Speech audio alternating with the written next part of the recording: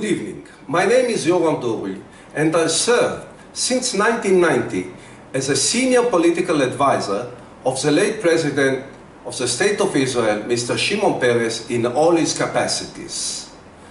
I want to share with you some of the stories that were never published about the deeds of Mr. Peres and what stands behind them. One of them is regarding the relation between him and Chairman Arafat.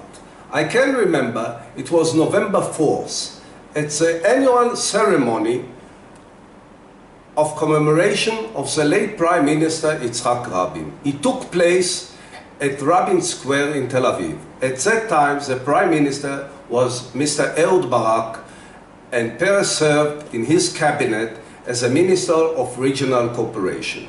We stood there at the square at the beginning of the ceremony, and my cell phone rang. My son, Shachar, was on the line. He served at that time as in the reserve forces of the IDF in Hebron.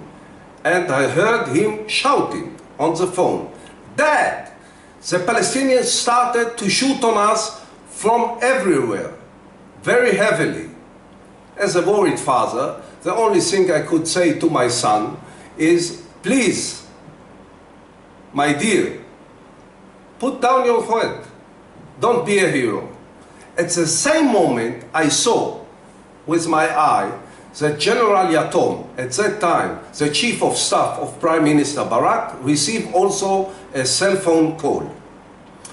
Immediately after he received the call, he went to Prime Minister Barak, and as a worried and a very curious advisor and worried, I put my ear to listen to the conversation between General Yatom and Prime Minister Barak.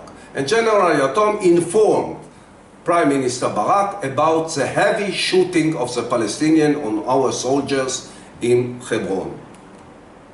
Prime Minister Barak gave the right instructions to General Yatom and told him, "Go to him," he meant Shimon Peres, "tell him to call his friend," he meant Arafat, and to ask him to stop shooting on our soldiers in Hebron. General Yatom came upon us and told Shimon Peres in his own words, not in Barak's word, about his friend. He asked him, "Please, the Palestinians started to shoot on our forces in Hebron. Please call Chairman Arafat and ask him in the name of the Prime Minister to give the right orders to stop the shooting on our soldiers in Hebron." Mr. Peres asked me to call Arafat. I had Mr. Arafat's direct number in my cell phone memories. I called Mr. Arafat, and the conversation between these two, as I remember, was something like it.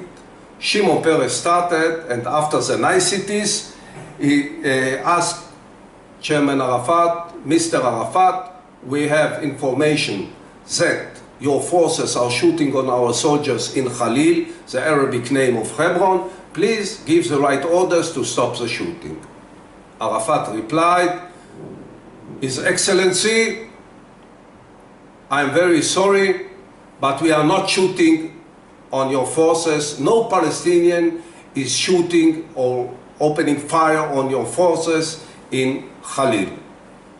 Shimon Peres: "Mr. Chairman, again, I'm telling you, I'm asking you, please give the right orders to stop immediately the shooting in Hebron."